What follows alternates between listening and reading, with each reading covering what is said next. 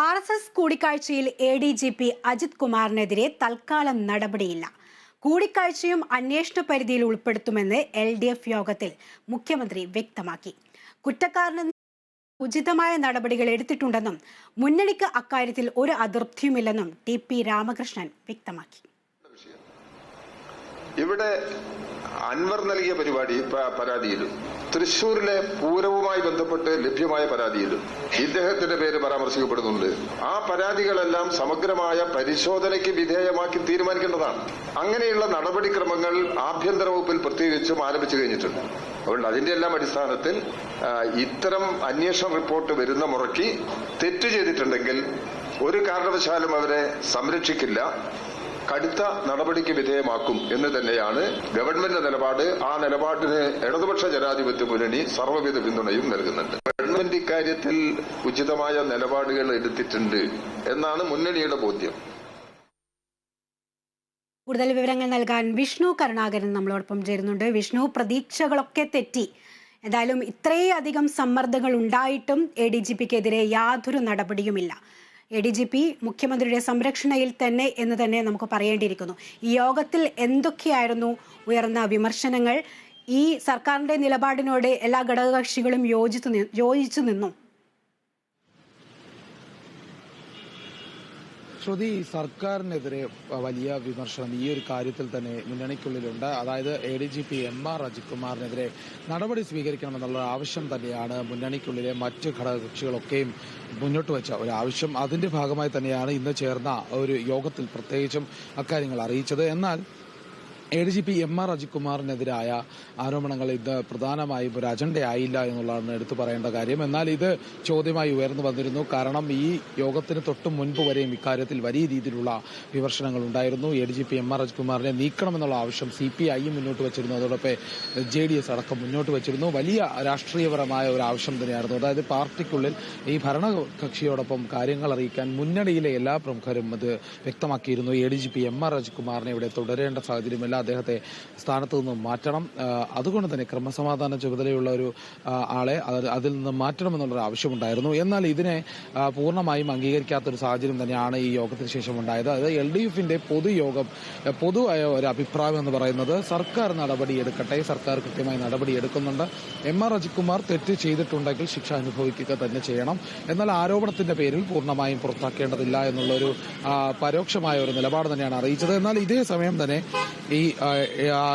പ്രത്യേകിച്ചും ഈ MR അജിത് കുമാറിനെ പുറത്താക്കണം എന്നുള്ള ആവശ്യം മുന്നണികൾ മുന്നോട്ട് വച്ചിരുന്നു. എന്നാൽ ഇത് കാര്യമായ ഒരു ചർച്ചയായില്ല. പക്ഷേ മുഖ്യമന്ത്രി ഇതിന് നൽകിയ വിശദീകരണം അന്വേഷണ പരിധിയിൽ ഉൾപ്പെടുത്തി MR അജിത് കുമാറിനെതിരെ അന്വേഷണം നടത്താമെന്ന് തന്നെയാണ്. അത് മാത്രമാണ് ഇപ്പോൾ ഉറപ്പ് നൽകുന്നത്. എന്നാൽ ഇവിടെ നടപടിയില്ല എന്നുള്ള കാര്യം, മുഖ്യമന്ത്രി MR അജിത് കുമാറിനെ സംരക്ഷിക്കുന്നു എന്നുള്ള ആരോപണം നേരത്തെയും പലതവണ ഉയർന്നിരുന്നു.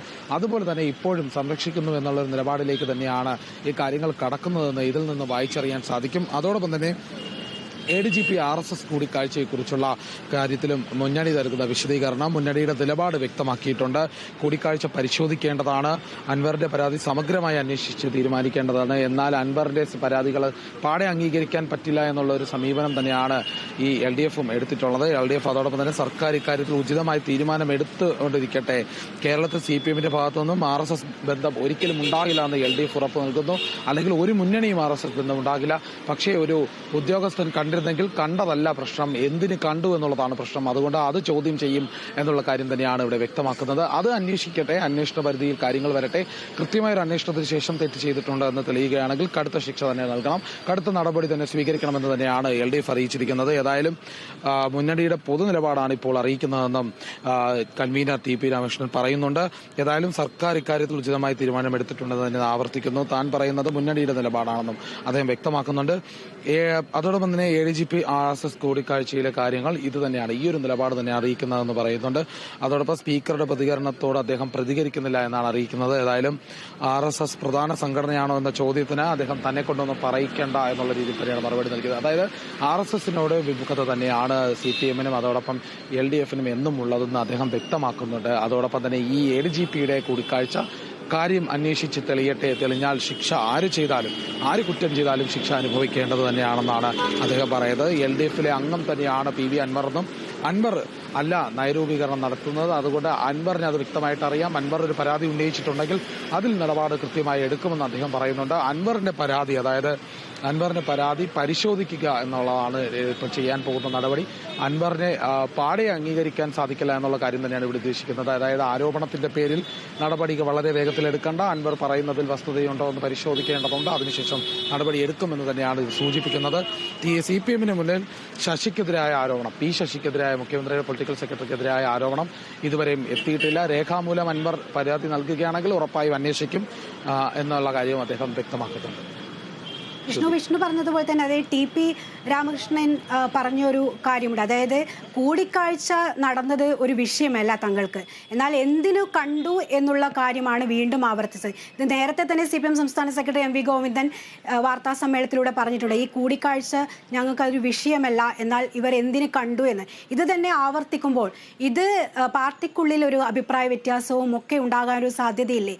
കാരണം ഈ ഘടകകക്ഷികളൊക്കെ ഇത്രയും വിമർശനങ്ങൾ ഉന്നയിക്കുമ്പോൾ, അതായത് CP അടക്കം വലിയ രീതിയിലുള്ള അതൃപ്തി പ്രകടിപ്പിച്ച ഒരു സാഹചര്യത്തിൽ